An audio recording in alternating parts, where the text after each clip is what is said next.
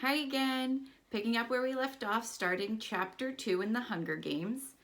Remember, we just found out that a sister got picked to go into the games. One time when I was in a blind in a tree, waiting motionless for game to wander by, I dozed off and fell 10 feet to the ground, landing on my back. It was as if the impact had knocked every wisp of hair from my lungs, and I lay there struggling to inhale, to exhale, to do anything. That's how I feel now, trying to remember how to breathe, unable to speak, totally stunned as the name bounces around the inside of my skull. Someone is gripping my arm, a boy from the seam, and I think maybe I started to fall and he caught me.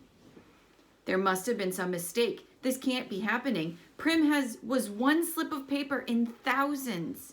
Her chances of being chosen so remote that I'd not even bothered to worry about her. Hadn't I done everything? Taken the tesserae? Refused to let her do the same? One slip in thousands. The odds had been entirely in her favor. But it hadn't mattered. Somewhere far away, I can hear the crowd murmuring unhappily, as they always do when a 12-year-old gets chosen, because no one thinks this is fair. And then I see her, the blood drained from her face, hands clenched in fists, at her sides, walking with stiff, small steps up toward the stage, passing me, and I see the black back of her blouse has become untucked and hangs out over her skirt. It's this detail, the untucked blouse forming a ducktail, that brings me back to myself. Prim! The strangled cry comes out of my throat, and my muscles begin to move again. Prim! I don't need to shove through the crowd. The other kids make way immediately, allowing me a straight path to the stage. I reach her just as she is about to mount the steps. With one sweep of my arm, I push her behind me. I volunteer, I gasp. I volunteer as tribute. There's some confusion on the stage. District 12 hasn't had a volunteer in decades, and the protocol has become rusty. The rule is that once a tribute's name has been pulled from the ball, another eligible boy, if a boy's name has been read, or girl, if a girl's name has been read, can step forward to take his or her place. In some districts, in which winning the reaping is such a great honor, people are eager to risk their lives. The volunteering is complicated, but in District 12, where the word tribute is pretty much synonymous with the word corpse, volunteers are all but extinct. Lovely, says Effie Trinket, but I believe there's a small matter of introducing the reaping winner and then asking for volunteers, and if one does come forth, then we, She trails off, unsure herself. What does it matter, says the mayor. He's looking at me with a pained expression on his face. He doesn't know me, really, but there's a faint recognition there. I'm the girl who brings the strawberries. The girl his daughter might have spoken of on occasion. The girl who 5 years ago stood huddled with her mother and sister as he presented her, the oldest child, with a medal of valor. A medal for her father, vaporized in the mines. Does he remember that? What does it matter, he repeats gruffly. Let her come forward.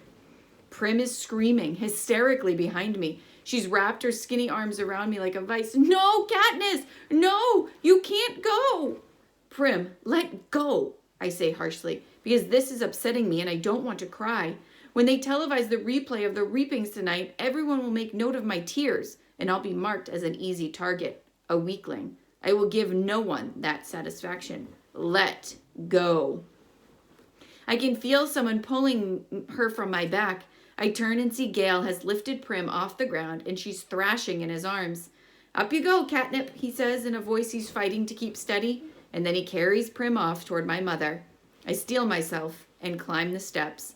Well, bravo, gushes Effie Trinket. That's the spirit of the games.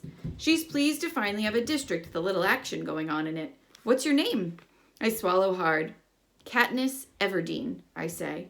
I bet my buttons that was your sister. Don't want her to steal all the glory, do we? Come on, everybody. Let's give a big round of applause to our newest tribute, trills Effie Trinket. To the everlasting credit of the people of District 12, not one person claps. Not even the ones holding betting slips. The ones who are usually beyond caring. Possibly because they know me from the Hob, or knew my father, or have encountered Prim, who no one can help loving. So instead of acknowledging applause, I stand there unmoving while they take part in the boldest form of dissent they can manage. Silence. Which says we do not agree. We do not condone. All of this is wrong. Then something unexpected happens. At least I don't expect it because I don't think of District 12 as a place that cares about me. But a shift has occurred since I stepped up to take Prim's place, and now it seems I've become someone precious. At first one, then another, then almost every member of the crowd touches the 3 middle fingers of their left hand to their lips and holds it out for me.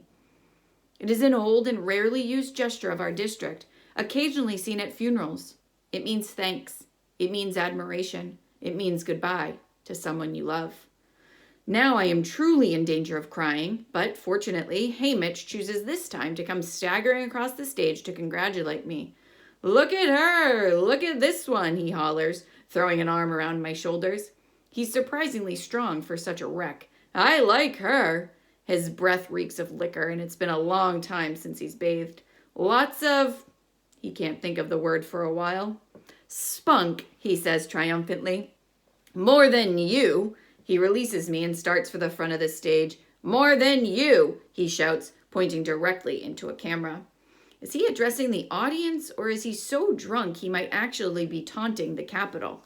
I'll never know, because just as he's opening his mouth to continue, Hamish plummets off the stage and knocks himself unconscious. He's disgusting, but I'm grateful. With every camera gleefully trained on him, I have just enough time to release the small, choked sound in my throat and compose myself. I put my hands behind my back and stare into the distance. I can see the hills I climbed this morning with Gail. For a moment, I yearn for something. The idea of us leaving the district, making our way in the woods. But I know I was right about not running off, because who else would have volunteered for Prim? Hamish is whisked away on a stretcher, and Effie Trinket is trying to get the ball rolling again. "What an exciting day," she warbles as she attempts to straighten her wig, which has listed severely to the right. But more excitement to come. It's time to choose our boy tribute. Clearly hoping to contain her tenuous hair situation, she plants one hand on her head and she crosses to the ball that contains the boys' names and grabs the first slip she encounters. She zips back to the podium, and I don't even have time to wish for Gail's safety when she's reading the name Peter Malark. Peter Malark? Oh no, I think. Not him, because I recognize this name, although I have never spoken directly to its owner. Peter Malark. No, the odds are not in my favor today. I watch him as he makes his way toward the stage. Medium height, stocky build, ashy blonde hair that falls in waves over his forehead. The shock of the moment is registering on his face. You can see his struggle to remain emotionless, but his blue eyes show the alarm I've seen so often in Prey. Yet he climbs steadily onto the stage and takes his place.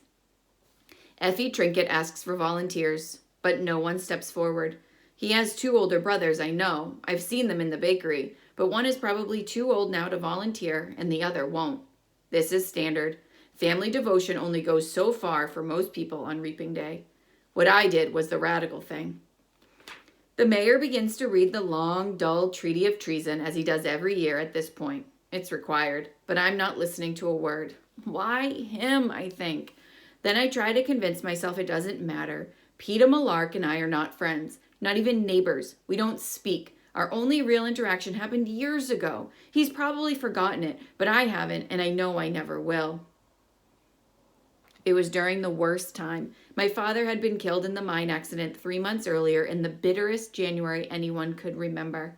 The numbness of his loss had passed, and the pain would hit me out of nowhere, doubling me over, racking my body with sobs. "Where are you?" I would cry out in my mind. "Where have you gone?" Of course, there was never any answer. The district had given us a small amount of money as compensation for his death, enough to cover 1 month of grieving, at which time my mother would be expected to get a job. Only she didn't.